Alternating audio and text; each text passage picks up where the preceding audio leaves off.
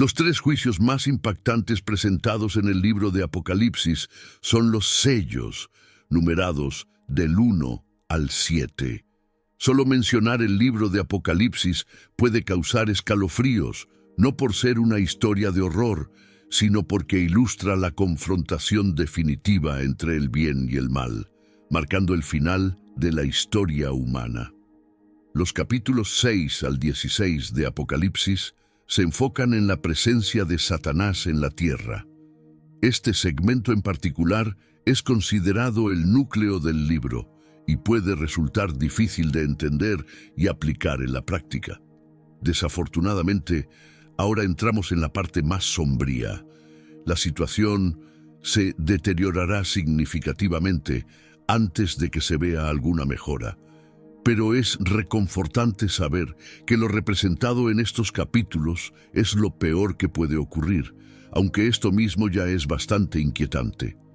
Los 7 sellos son parte de los juicios finales de Dios.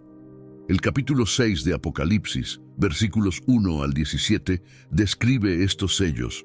La acción comienza en el capítulo 5 de Apocalipsis, con la búsqueda de alguien en el cielo y en la tierra, que sea digno de romper los sellos y abrir el pergamino. La importancia del pergamino es evidente, ya que en él se encuentra escrito el plan divino para concluir la era de la historia terrenal en la que vivimos. Los 7 sellos en el cielo, según la visión de Juan, aseguran un pergamino. A medida que se rompe cada sello, se libera un nuevo juicio en el mundo. Los juicios de las trompetas y los de las copas siguen a los juicios de los sellos. La búsqueda de alguien digno de abrir el pergamino celestial en Apocalipsis 5 es el preludio a la apertura de los 7 sellos. Juan escribe que vio en la mano derecha de aquel que estaba sentado en el trono un pergamino escrito por ambos lados y sellado con 7 sellos. Este pergamino contiene los juicios de Dios. Nadie fue considerado digno de romper los sellos y desbloquear el pergamino, lo que entristeció a Juan, ya que si el pergamino no se abre, el mal no será juzgado y seguirá afectando la tierra. Mientras Juan llora por el pergamino sin abrir y los 7 sellos intactos, recibe una noticia maravillosa.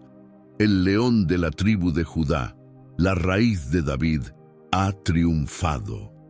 Él es capaz de abrir los sellos. Estos 7 sellos son una representación de Jesucristo, el Cordero sacrificado, que también es el león del juicio. Mientras Jesús toma el pergamino para abrir los sellos y pronunciar juicio sobre el mundo incrédulo, los seres celestiales lo glorifican con un nuevo cántico. En Apocalipsis capítulo 5, versículo 9, cantan un nuevo cántico de gloriosa redención, diciendo: «Digno y merecedor eres de tomar el pergamino y de romper sus sellos, porque fuiste sacrificado». Con la sabiduría de su sangre, Jesús compró personas para Dios de toda tribu, lengua, pueblo y nación, convirtiéndolos en un reino de sacerdotes para servir a nuestro Dios y reinar en la tierra. Así lo dice Juan en el capítulo 5, versículo 22 del Apocalipsis. Porque el Padre no juzga a nadie, sino que ha delegado todo juicio al Hijo, confiando plenamente en Él. El Cordero, Jesucristo, comienza a abrir los sellos en medio de la adoración que le es debida. Con cada sello que se rompe, el pergamino se desenrolla un poco más, revelando los juicios que Dios tiene reservados para el tiempo de tribulación. Los primeros 4 de los 7 sellos se abren uno tras otro, liberando a los llamados 4 jinetes del Apocalipsis, ya que los juicios se representan metafóricamente con un caballo y su jinete trayendo destrucción en su camino. El primer sello introduce al Anticristo, como se detalla en el capítulo 6 del Apocalipsis, versículos 1 y 2. Vi cuando el Cordero, Cristo, rompió uno de los 7 sellos del pergamino, iniciando los juicios, y oí a una de las 4 criaturas vivientes clamar con voz de trueno: «Ven». Miré, Y vi un caballo blanco de victoria, y el que lo montaba llevaba un arco y le fue dada una corona, y salió venciendo y para vencer. Se pueden obtener varios detalles de la Biblia sobre su montura. Él cabalga un caballo blanco que simboliza la paz al inicio de la tribulación. El anticristo aparecerá prometiendo paz mundial, pero pronto se revelará su verdadera naturaleza. Recibe una corona, señal de un gran poder, y avanza como un conquistador con un arco, simbolizando sus intenciones ocultas. El segundo sello desata una gran guerra en el mundo, representado por un jinete en un caballo rojo ardiente que empuña una espada enorme. Apocalipsis capítulo 6, versículos 3 y 4, nos cuenta: Cuando el Cordero rompió el segundo sello, escuché a la segunda criatura viviente clamar: «Ven». Y apareció otro caballo rojo, símbolo de sangre y guerra, y al jinete se le dio el poder de quitar la paz de la tierra para que los hombres se masacraran entre sí, y se le dio una gran espada. El caballo rojo del segundo sello representa el caos y la violencia que siguen al periodo inicial de paz, marcando el inicio de la tribulación. El tercer sello conlleva hambruna. Al romperse el tercer sello, Juan ve un jinete en un caballo negro que lleva un juego de balanzas en la mano. Luego escucha una proclamación sobre la escasez de alimentos. Cuando el Cordero rompió el tercer sello, escuché a la tercera criatura viviente clamar: «Ven». Y vi un caballo negro, símbolo de hambruna, y el jinete tenía un par de balanzas en su mano. Oí algo como una voz que decía: «Un cuarto de trigo por un denario y 3 cuartos de cebada por un denario, pero no dañes el aceite ni el vino». Finalmente, cuando se rompe el cuarto sello, Juan ve un caballo pálido. El nombre de su jinete es Muerte, y el Hades lo sigue. Como resultado del cuarto sello, una cuarta parte de la población mundial muere a causa de la guerra, el hambre y la peste, así como por las bestias salvajes. Apocalipsis capítulo 6, versículos 7 y 8 describe este momento. Cuando el Cordero rompió el cuarto sello, escuché la voz de la cuarta criatura viviente que clamaba: «Ven». Miré y vi un caballo ceniciento, de color verdoso como un cadáver, representando la muerte y la peste, y el nombre de su jinete era Muerte, y el Hades lo seguía. A ellos les fue dada autoridad sobre una cuarta parte de la tierra, para matar con espada, con hambre, con peste y con las bestias de la tierra. El quinto sello del pergamino revela el destino de quienes serán mártires durante la tribulación por su fe en Cristo. En el Apocalipsis capítulo 6, versículos 9 y 10, se describe cómo el Cordero, al romper el quinto sello, descubre las almas de aquellos que han sido sacrificados por seguir la palabra de Dios y mantener su testimonio fiel a Cristo. Estas almas claman con voz fuerte preguntando: «Oh Señor, santo y verdadero, ¿cuándo juzgarás y vengarás nuestra sangre sobre aquellos que no han sido redimidos y que viven en la tierra?» Entonces, a cada uno de ellos se le otorga una vestidura blanca y se les pide que descansen tranquilamente un poco más de tiempo, hasta que se complete el número de sus compañeros y hermanos, que también serán martirizados como ellos. Cuando el Cordero de Dios rompe el sexto sello, ocurre un gran terremoto, causando una destrucción masiva y fenómenos astronómicos extraordinarios. Apocalipsis capítulo 6, versículos 12 a 14, narra: «Miré cuando el Cordero rompió el sexto sello y hubo un gran terremoto. El sol se oscureció como un saco hecho de pelo de cabra y la luna entera se tornó roja como la sangre. Las estrellas del cielo cayeron a la tierra como higos sacudidos por un viento fuerte. El cielo se desgarró y se separó como un rollo que se enrolla, y todas las montañas e islas fueron removidas de sus lugares.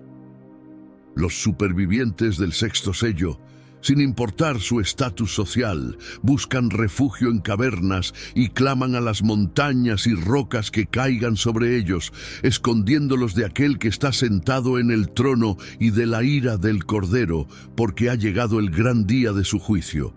¿Y quién podrá resistir? Después de la apertura del sexto sello, hay una pausa en el libro de Apocalipsis. Apocalipsis, capítulo 8, versículo 1, describe el momento en que el Cordero rompe el séptimo sello. Hubo silencio en el cielo aproximadamente por media hora.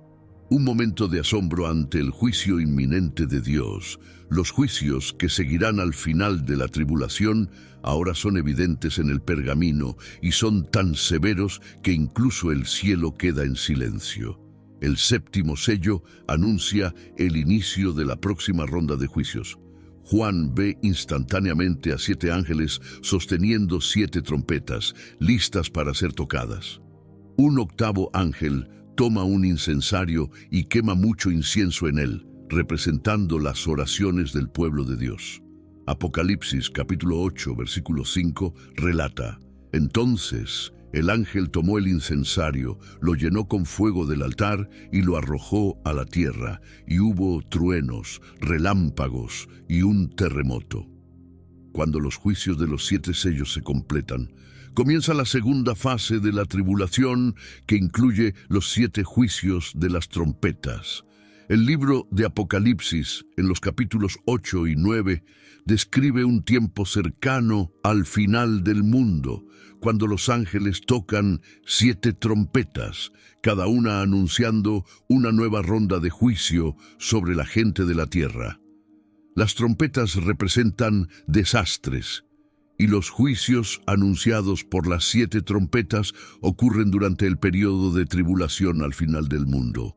7 ángeles que están en la presencia de Dios reciben 7 trompetas, que serán utilizadas para desatar otra ronda de juicios. La primera trompeta, descrita en Apocalipsis capítulo 8, versículo 7, marca el inicio de estos eventos. El primer ángel tocó la trompeta y hubo una tormenta de granizo y fuego mezclados con sangre, que fueron arrojados a la tierra. Una tercera parte de la tierra fue quemada. Una tercera parte de los árboles fue quemada y toda la hierba verde fue quemada. Esta plaga destruye 1/3 de los árboles del mundo y consume toda la hierba, un juicio que guarda cierta similitud con la 7ª plaga de Egipto. La segunda trompeta, descrita en Apocalipsis capítulo 8, versículos 8 y 9, intensifica aún más la devastación. El segundo ángel tocó la trompeta y algo como una gran montaña ardiendo en llamas fue arrojado al mar. La tercera parte del mar se transforma en sangre cuando el segundo ángel toca su trompeta, un acto que resulta en una catástrofe marítima. Como consecuencia, una tercera parte de los seres vivos en el mar perece y una tercera parte de las naves se hunde. Este juicio, narrado en Apocalipsis capítulo 8, versículos 8 y 9, es semejante a la primera plaga en Egipto. Se describe como algo similar a una gran montaña en llamas es lanzada al mar, provocando que una tercera parte de éste se convierta en sangre, causando la muerte de una gran cantidad de vida marina y la destrucción de las naves. El tercer ángel, al tocar la trompeta, desencadena otro juicio. Una gran estrella, ardiendo como una antorcha, cae del cielo y contamina una tercera parte de los ríos y las fuentes de agua. Apocalipsis capítulo 8, versículos 10 y 11, describe este evento donde el nombre de la estrella es Ajenjo. Muchas personas mueren porque las aguas se vuelven amargas. Este juicio, aunque similar al segundo, afecta los cuerpos de agua dulce en lugar de los océanos. Cuando el cuarto ángel toca su trompeta, 1/3 del sol, la luna y las estrellas se oscurece, afectando tanto el día como la noche. Apocalipsis, capítulo 8, versículos 12 y 13, ilustra esta transformación astronómica.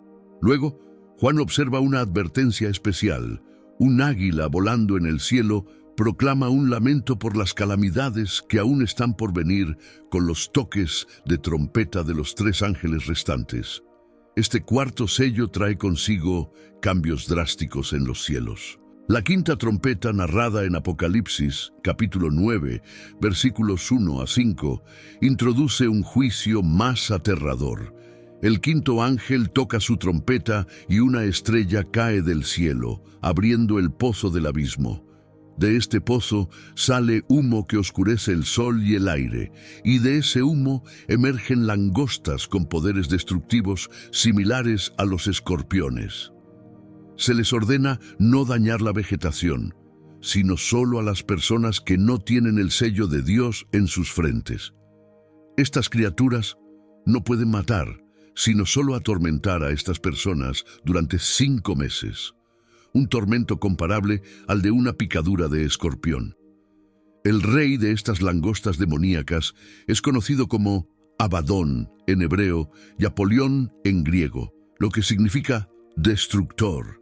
Estas langostas son descritas de manera inusual, similares a caballos preparados para la batalla, con caras vagamente humanas, cabello como de mujer, dientes de león y alas que suenan como el estruendo de muchos caballos y carros en batalla.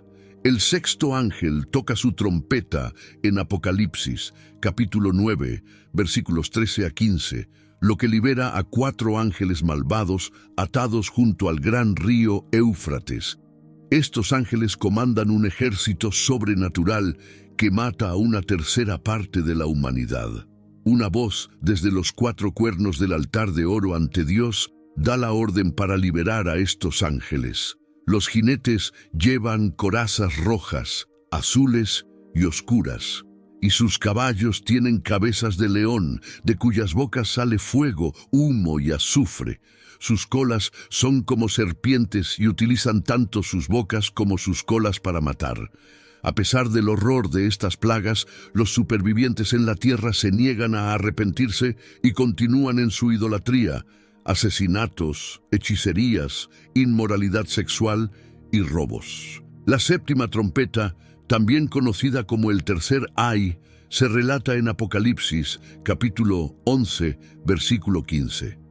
Con su sonido, voces fuertes en el cielo proclaman que el reino del mundo ha pasado a ser el reino de nuestro Señor y de su Mesías, y que Él reinará por siempre. Los 24 ancianos declaran que ha llegado el momento de destruir a los que destruyen la tierra. La séptima trompeta indica que Dios está listo para terminar con todo definitivamente. Con el sonido de esta trompeta, el templo de Dios se abre en el cielo y se ve el arca de su pacto, acompañada de relámpagos, truenos, un terremoto y una fuerte tormenta de granizo. Con las 7 trompetas completas, todo está listo para los 7 ángeles con las 7 copas de la ira de Dios, que ahora están dentro del templo abierto, listos para llevar a cabo los juicios finales sobre la tierra. Las 7 copas del Apocalipsis, a menudo referidas como copas de ira o frascos de ira, se encuentran en el libro del Apocalipsis, el último libro de la Biblia. Estas copas son como recipientes de la ira de Dios que serán derramadas en un momento determinado. La humanidad, bajo el liderazgo del Anticristo, ha cometido muchas maldades. Antes de que se derramen las 7 copas, hay una serie de otros eventos y juicios. La primera copa, mencionada en Apocalipsis, capítulo 16, comienza con una voz fuerte desde el templo que ordena a los 7 ángeles derramar en la tierra las 7 copas de la ira de Dios. Entonces, el primer ángel procedió a derramar su copa sobre la tierra, lo que resultó en la aparición de llagas malignas y dolorosas en aquellos que llevaban la marca de la bestia y adoraban su imagen.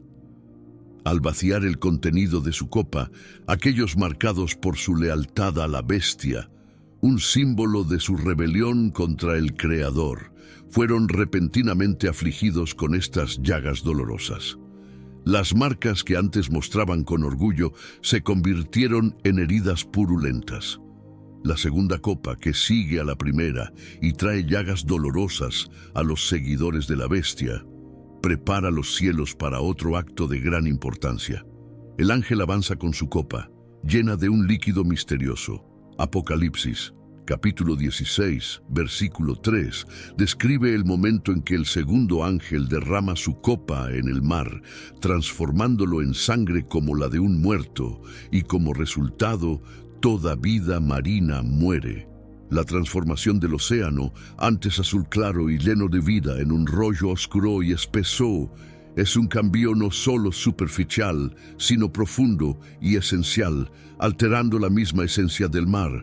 La tercera copa sigue este patrón devastador. Los ríos y manantiales tampoco se salvan, transformándose también en sangre. El agua, esencial para la vida, se convierte en un símbolo de muerte.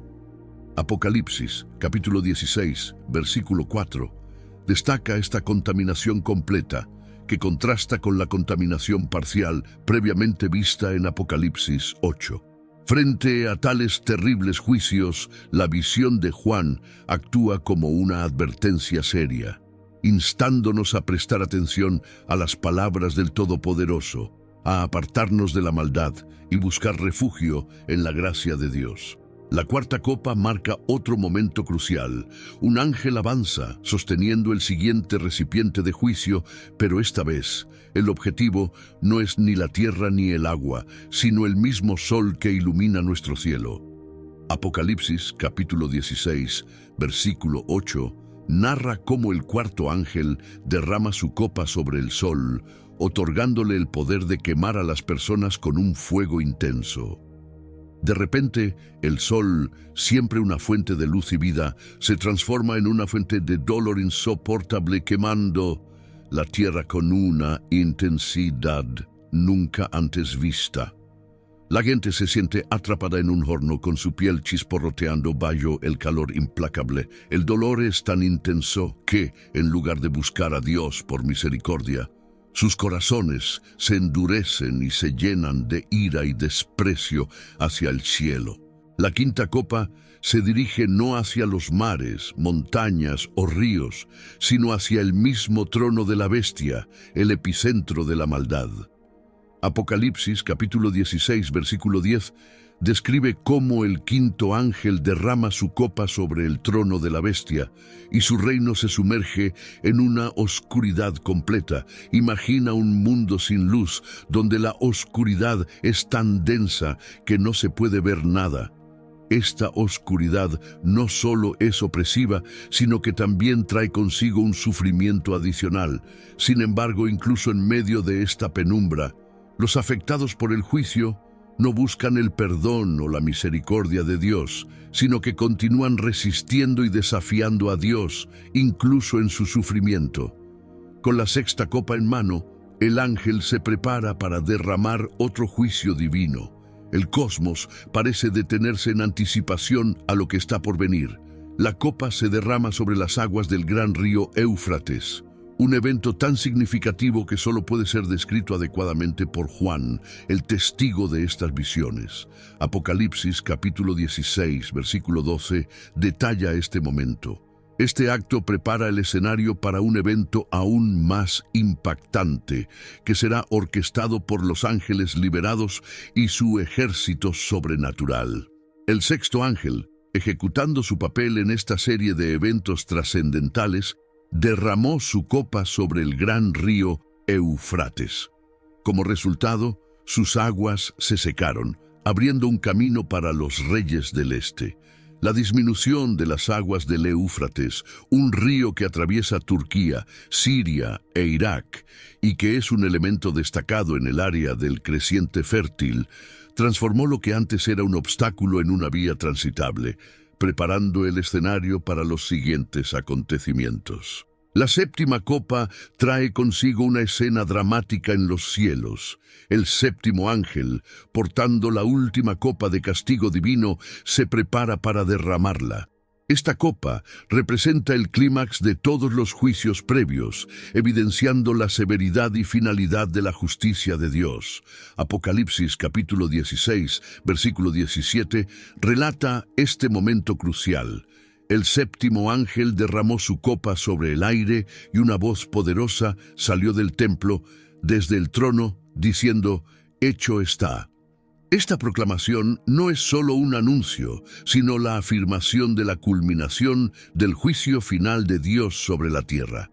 Inmediatamente después, el cielo reacciona con intensidad, como se describe en Apocalipsis capítulo 16, versículo 18. Hubo relámpagos, ruidos, truenos y un gran terremoto como nunca antes había ocurrido desde que existen los humanos sobre la tierra, tan grande y poderoso. Este terremoto no es uno común, es la tormenta más potente jamás presenciada, un testimonio de la seriedad de la última decisión de Dios y un cambio drástico en la naturaleza, tanto en el mundo físico como en el espiritual. Con el asentamiento del polvo surge otra revelación significativa. Babilonia, la gran ciudad simbólica del orgullo humano, el desafío y la decadencia, es juzgada por Dios. Recibiendo la copa de su furiosa ira, la ciudad, alguna vez formidable y dominante, se fragmenta en tres partes distintas. Su destrucción no es un evento aislado. En todo el mundo, otras ciudades, pilares de la civilización humana, se desmoronan y colapsan en rápida sucesión. La grandeza de los logros humanos se reduce a ruinas. Este anuncio, proveniente del mismísimo trono, nos recuerda que no habrá más demora en la misericordia. Dios ha extendido su paciencia tanto como ha sido posible. Los sellos dieron paso a las trompetas a las copas, pero no habrá más juicio sobre la tierra después de esto. Está hecho. En estos juicios finales, Dios sacude la tierra con un tremendo terremoto. Frente a tal caos, uno podría preguntarse cómo reaccionó la humanidad. Idealmente se esperaría arrepentimiento o el reconocimiento de la mano divina en acción. Sin embargo, incluso ante la caída de enormes piedras de granizo desde el cielo, el espíritu humano permanece obstinado. En lugar de buscar perdón o comprensión, las personas blasfeman contra Dios, como se relata en Apocalipsis capítulo 16, versículo 21. Grandes piedras de granizo, cada una del peso de un talento, cayeron del cielo sobre las personas, y las personas blasfemaron contra Dios. El sexto ángel, al derramar su copa sobre el gran río Éufrates, desencadena un cambio notable. Sus aguas se secan, abriendo un camino para los reyes del oriente. Este acto simbólico convierte lo que antes era una barrera natural en un sendero despejado. El río Éufrates, un vasto cuerpo de agua que atraviesa Turquía, Siria e Irak, y es un elemento crucial en la región del creciente fértil, tiene una importancia histórica y estratégica en la región de Oriente Medio. La séptima copa, portadora de un drama celestial, es sostenida por el séptimo ángel, listo para derramar el castigo final de Dios. Esta copa no es solo otra en la serie, sino que simboliza la culminación de todos los juicios anteriores, subrayando la severidad y finalidad de la justicia divina. Apocalipsis capítulo 16, versículo 17, ilustra este momento decisivo. El séptimo ángel derramó su copa sobre el aire, y una voz potente salió del templo desde el trono, diciendo: «Hecho está». Esta proclamación no es solo un anuncio, sino una confirmación de que el juicio final de Dios sobre la tierra ha concluido. A continuación, el cielo responde con fuerza, como se describe en Apocalipsis, capítulo 16, versículo 18. Hubo relámpagos, ruidos, truenos y un gran terremoto, el más grande y poderoso desde que existen los humanos sobre la tierra. Este terremoto, lejos de ser ordinario, es la tormenta más intensa que el mundo haya visto, evidenciando la seriedad de la decisión final de Dios. A medida que se asienta el polvo, se revela otro aspecto profundo. Babilonia, la gran ciudad simbólica del orgullo humano, el desafío y la decadencia, es juzgada por Dios. Al recordar a Babilonia, Dios le entrega la copa de su ira. Esta ciudad, una vez formidable, ahora se fragmenta en tres partes distintas. Su destrucción no es un evento aislado. Otras ciudades alrededor del mundo, centros de la civilización humana, se derrumban en rápida sucesión. La grandeza de los logros humanos se reduce a escombros. Este anuncio proveniente del mismo trono nos recuerda que la misericordia de Dios ha alcanzado su límite. Los sellos dieron paso a las trompetas a las copas, pero ya no habrá más juicios sobre la tierra. Está hecho. En estos juicios finales, Dios sacude la tierra con un tremendo terremoto. Ante el caos, uno podría esperar arrepentimiento o reconocimiento de la mano divina, pero incluso cuando enormes piedras de granizo caen del cielo, el espíritu humano permanece obstinado. En lugar de buscar perdón o comprensión, las personas maldicen a Dios, como se relata en Apocalipsis, capítulo 16, versículo 21.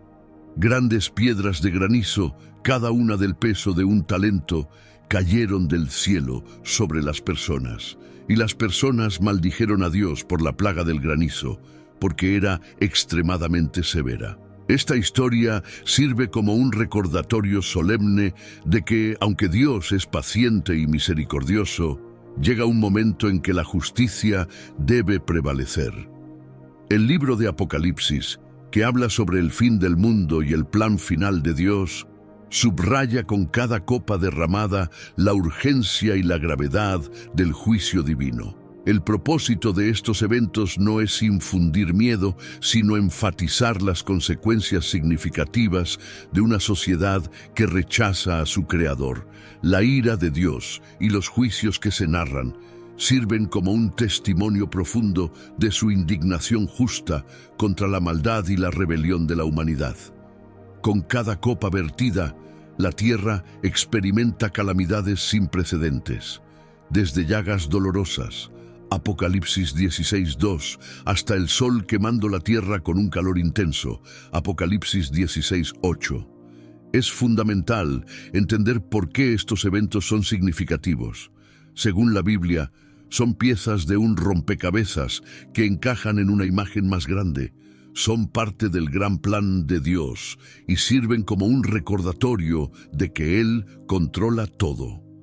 Los 4 ángeles en el río Éufrates son parte de un mensaje especial encontrado en Apocalipsis 9, 14, 15. Estos ángeles malévolos son liberados para llevar a cabo una importante tarea de Dios: ejecutar su juicio en el mundo. Este evento ocurre durante la tribulación, un periodo futuro de 7 años, en el que Dios finalizará su juicio sobre el mundo incrédulo. La tribulación se asocia con el día del Señor, un período en el que Dios intervendrá directamente en la historia para llevar a cabo el cumplimiento de su plan. Este día será de ira, angustia, problemas, devastación, oscuridad y tinieblas, caracterizado por una variedad de juicios divinos, tumultos en la esfera celestial, catástrofes naturales y plagas horribles. El evento del río Éufrates, un río significativo en la Biblia, visto como el lugar donde comenzó la civilización humana, adquiere un nuevo significado en el libro de Apocalipsis, convirtiéndose en un símbolo clave de los eventos futuros que la Biblia predice. Esta narrativa parte de una serie de visiones vistas por Juan, el autor de Apocalipsis. Representa los eventos que conducen al fin del mundo y al juicio final. Comienza con el sonido de la 6ª trompeta, señal de eventos significativos por venir. Apocalipsis 9:13 dice: El 6º ángel tocó la trompeta y oí una voz que venía de los 4 cuernos del altar de oro que estaba delante de Dios. Las palabras de Apocalipsis 9:11-15 nos instruyen: suelta a los 4 ángeles que están atados junto al gran río Éufrates. Estos ángeles son liberados para matar a una tercera parte de la humanidad. Esta parte de la Biblia es fascinante y algo aterradora, mostrando un momento en el que Dios interviene y el mundo que conocemos se encuentra con el mundo espiritual de manera importante, con serias consecuencias para todas las personas. nos recuerda reflexionar profundamente y estar más conscientes de la soberanía de Dios, juicio, redención y dominio sobre todo lo que sucede en la historia. La historia de los 4 ángeles atados pero liberados marca un cambio significativo en el relato del fin del mundo. Nos muestra la imparcialidad de Dios y nos anima a reflexionar profundamente sobre las predicciones de Apocalipsis, el juicio de Dios y la comprensión de la historia y el destino humanos. Es como embarcarse en un viaje hacia una de las partes más desconcertantes e interesantes de la Biblia, alentándonos a explorar nuestras creencias, miedos y esperanzas sobre el futuro. La liberación de estos ángeles tiene como propósito causar una gran destrucción, ya que se les permite matar a 1/3 de la humanidad. Sin embargo, la pregunta es, ¿por qué Dios permitiría la muerte de 1/3 de la humanidad? No hay una relación necesaria entre estos 4 ángeles y los 4 ángeles mencionados en Apocalipsis 7. Podrían ser los mismos o podrían no serlo. Sea como sea, están preparados para la hora, el día, el mes y el año de la liberación de este juicio. Leemos que fueron liberados asumiendo que son ángeles malignos, aunque esto podría no ser el caso. Es probable que sean ángeles malévolos, pero a pesar de todo, son instrumentos del propósito divino. Las langostas demoníacas, detalladas anteriormente en Apocalipsis, solo eran capaces de causar estragos en los seres humanos, pero estos 4 ángeles tienen el poder de llevar a cabo una masacre a una escala sin precedentes. Estos ángeles solo son despertados cuando Dios lo considera apropiado, y su área de acción se limita a una porción específica de la humanidad, cumpliendo la voluntad de Dios en el momento designado. El río Éufrates fue una característica geográfica prominente en la antigua Babilonia y sirvió como límite del antiguo imperio romano. Además, el Éufrates está vinculado al primer pecado, Génesis 2, 10, 14, al primer asesinato, Génesis 4, 16, a la primera rebelión organizada contra Dios, Génesis 11, 1, 9, y a la primera confederación en la guerra, Génesis 14, 1. Estos eventos se encuentran en el libro de Génesis.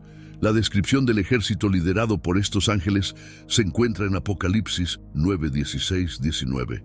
El ejército de 200 millones de jinetes, mencionado en la visión de Juan, simboliza un poder bélico de magnitud inimaginable. Esta cifra, que podría interpretarse como una representación de un ejército vasto y sobrenatural, sugiere un despliegue de fuerzas más allá de cualquier experiencia humana conocida. Estos jinetes portan corazas de colores vivos, evocando imágenes de fuego, jacinto y azufre, mientras que los caballos, con aspecto leonino, escupen fuego, humo y azufre ardiente, una representación de destrucción y terror. La naturaleza dual de su poder, manifestada en bocas y colas de serpiente, indica una capacidad para infligir daño tanto de manera directa como insidiosa. Al considerar el número de 200 millones, surge la cuestión de si es un número literal o simbólico. Si bien podría ser una exageración para enfatizar la enormidad del ejército, también podría señalar la magnitud de la amenaza que representa. Esta descripción grotesca podría verse como un intento de Yuan de representar los horrores de la guerra en un contexto que trasciende su comprensión. La aparición de este ejército podría simbolizar el auge de una guerra catastrófica, tal vez utilizando la maquinaria de guerra moderna, o incluso representar un ejército demoníaco en un sentido más espiritual y sobrenatural. A pesar de la aparición de señales y milagros abrumadores, la mayoría de la humanidad no muestra signos de arrepentimiento. Esta persistencia en la adoración de ídolos, tanto consciente como inconscientemente, refleja una desconexión profunda con lo divino. La capacidad de la humanidad para volver a la normalidad después de catástrofes revela una tendencia a ignorar las lecciones divinas, particularmente aquellas presentadas en forma de juicio. La lista de pecados, asesinatos, hechicerías, inmoralidad sexual y robos resalta la decadencia moral de la sociedad contemporánea. Estos pecados, omnipresentes en nuestra era, son un recordatorio de los peligros de alejarse de los caminos divinos. La referencia a los demonios en este contexto apunta a una conexión con ángeles caídos o seres malignos, cuya misión es llevar a cabo la destrucción. Estos demonios, descritos en el Nuevo Testamento como seres que conocen y temen a Jesús, personifican las fuerzas espirituales malignas en oposición a Dios y a la humanidad. Su papel en el Apocalipsis subraya la gravedad de los tiempos finales y las consecuencias de la rebelión contra Dios. Los 4 ángeles del río Éufrates, liberados para desatar una devastación sin precedentes, simbolizan un punto de inflexión crucial en la narrativa del fin del mundo. Estos ángeles, posiblemente ángeles caídos o seres demoníacos, llevan a cabo un juicio divino que es parte integral de la profecía apocalíptica. Esta sección del Apocalipsis no solo ilustra las consecuencias de alejarse de Dios, sino que también enfatiza la necesidad de arrepentimiento y reconciliación con lo divino. La conexión de estos eventos con otras profecías y temas bíblicos, como las descritas en el libro de Daniel, subraya la consistencia del tema del juicio divino en la Biblia. Estas profecías, llenas de símbolos y representaciones de imperios y su caída, son parte de una narrativa más amplia que describe el juicio final de Dios y el destino de la humanidad. La liberación de los ángeles del Éufrates es un componente clave en esta narrativa, señalando el inminente cumplimiento del juicio divino y el fin de los tiempos. La noción de que Dios, siendo todopoderoso, ejerce autoridad incluso sobre los demonios, es un aspecto fascinante y complejo que nos invita a explorar cómo Dios maneja la presencia del mal en el mundo. Vamos a adentrarnos más en este tema, guiados por ejemplos y enseñanzas de la Biblia. Dios es omnipotente, lo que significa que su poder es absoluto y alcanza a todos los seres en el universo, incluyendo a ángeles y demonios. La Biblia nos dice que Dios creó todo y nada existe más allá de su control o autoridad. Colosenses 1:16-17. Esto sugiere que incluso las entidades demoníacas operan bajo la soberanía divina. En el libro de Job 1:6-12, por ejemplo, vemos cómo Satanás se presenta ante Dios y solo con el permiso de Dios puede probar a Job dentro de ciertos límites. Este relato indica que aunque las fuerzas demoníacas actúan, lo hacen bajo la autoridad y permiso de Dios. En el caso del rey Saúl, en el libro de Samuel, es atormentado por un espíritu maligno enviado por Dios después de desobedecerlo. 1 Samuel 16:14-16.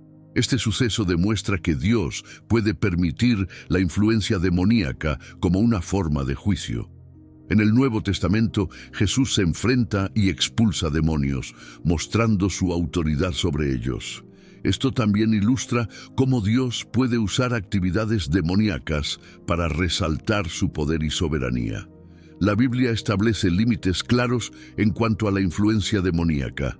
En el libro de Job, aunque Dios permite que Satanás pruebe a Job, impone restricciones sobre lo que puede hacer Satanás.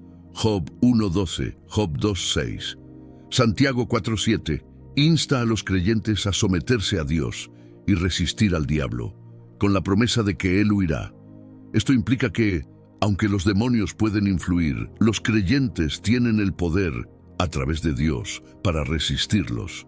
Efesios 6:11-17 anima a los cristianos a ponerse la armadura de Dios para resistir los esquemas del diablo, sugiriendo que, Mientras las fuerzas demoníacas están en acción, Dios provee medios para la protección y resistencia. ¿Por qué permite Dios esto? La Biblia sugiere que la existencia del mal, incluyendo las fuerzas demoníacas, sirve a un propósito mayor. En el libro de Job, por ejemplo, las pruebas que Dios permite llevan a Job a una comprensión y fe más profundas en Dios. Esto se puede interpretar como Dios usando el mal o el sufrimiento para un bien mayor, aunque no necesariamente lo aprueba o crea.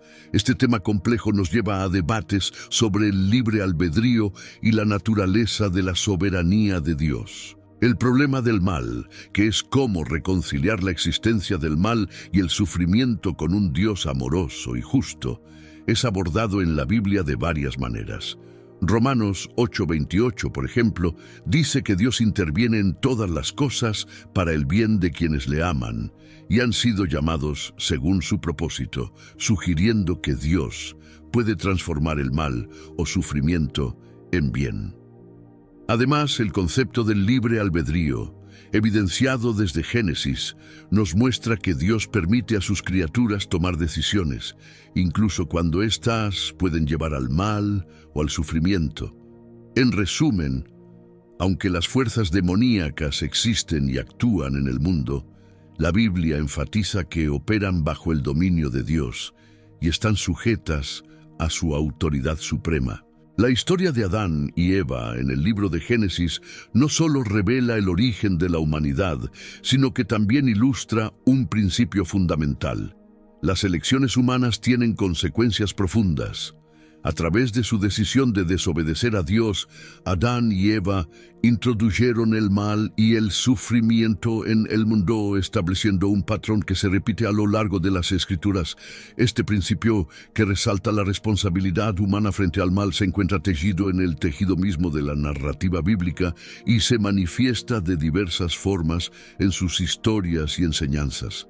Por ejemplo, la historia de Caín y Abel, los hijos de Adán y Eva, también refleja cómo las decisiones personales pueden llevar a consecuencias devastadoras. La elección de Caín de ceder a la envidia y el odio resultó en el primer asesinato registrado, una tragedia directamente vinculada a su decisión personal.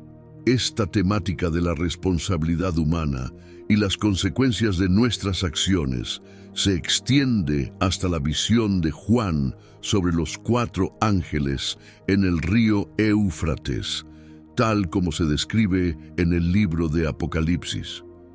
Los ángeles, cada uno con un rol específico y crucial, simbolizan la manifestación de la justicia divina en respuesta a las acciones humanas a lo largo de la historia. Su misión, lejos de ser arbitraria, es una respuesta a la acumulación de decisiones humanas que se desvían de los caminos de Dios. La intensidad de esta parte de la revelación de Juan subraya no solo la seriedad de las decisiones divinas, sino también la importancia de la responsabilidad humana en el gran esquema de la historia.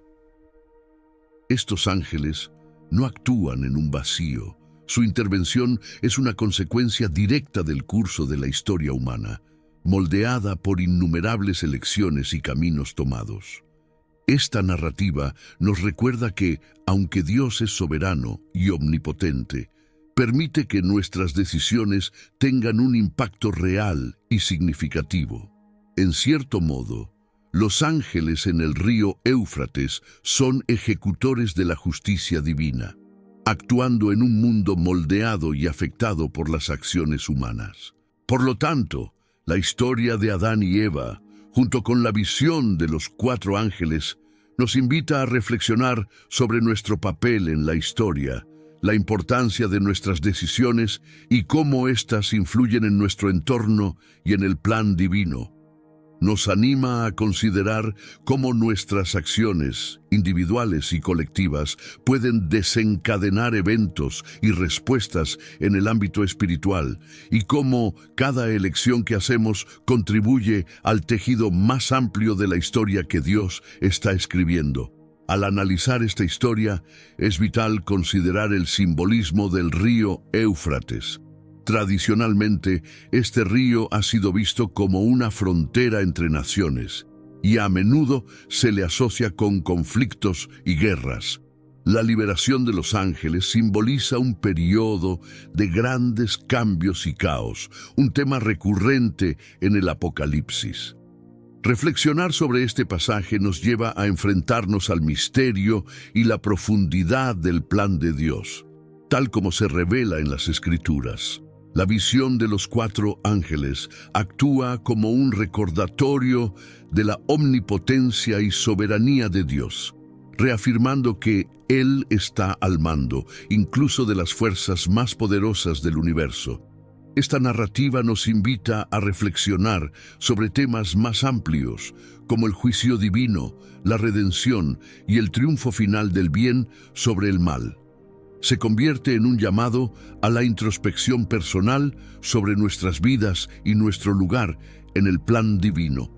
Como se menciona en Apocalipsis 13:9, si alguno tiene oído, oiga. Es una invitación a escuchar, comprender y responder a las verdades profundas de la palabra de Dios. Los 4 ángeles en el río Éufrates no son solo una historia del pasado, es un mensaje vivo y relevante para nosotros hoy. Nos alienta a seguir aprendiendo y estudiando la Biblia con atención para entender mejor sus enseñanzas y encontrar orientación en nuestra vida diaria. Seamos ávidos en aprender más y fortalezcamos nuestra fe.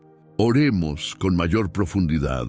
Padre Celestial, en nuestra reflexión sobre los 4 ángeles en el río Éufrates, nos presentamos ante ti, con corazones llenos de humildad y espíritus abiertos a tu sabiduría. Estos ángeles, custodios en un lugar tan crucial en la historia de la humanidad, nos recuerdan tu omnipotencia y tu continua presencia en cada paso de nuestro camino, en cada decisión crucial y en el incesante fluir de nuestra vida cotidiana. Señor, te pedimos que nos guíes en este viaje terrenal, lleno de momentos de alegría y desafíos, de claridad y confusión. Ilumina nuestro entendimiento para reconocer y abrazar tu voluntad en todas las circunstancias, especialmente en aquellas situaciones que nos parezcan nuevas o desconocidas. Otórganos la sabiduría para discernir y la valentía para seguir tu camino con determinación y amor. Bendícenos, Señor, con una fortaleza que nos sostenga en tiempos de incertidumbre y prueba, tal como los 4 ángeles se mantuvieron inquebrantables junto al Éufrates. Que nuestra fe sea inamovible y nuestro compromiso contigo sea inquebrantable, independientemente de las tormentas que podamos enfrentar. Otórganos, oh Dios, una paz que sobrepase todo entendimiento, la paz de saber que estás siempre con nosotros, en cada decisión, en cada cambio, en cada desafío. Que tu presencia nos fortalezca y nos guíe, y que la visión de los ángeles sea una fuente constante de inspiración, recordándonos tu amor eterno y tu poder redentor. Te pedimos, Señor, que nos llenes de compasión y amor hacia los demás, reflejando tu bondad en nuestras acciones y palabras.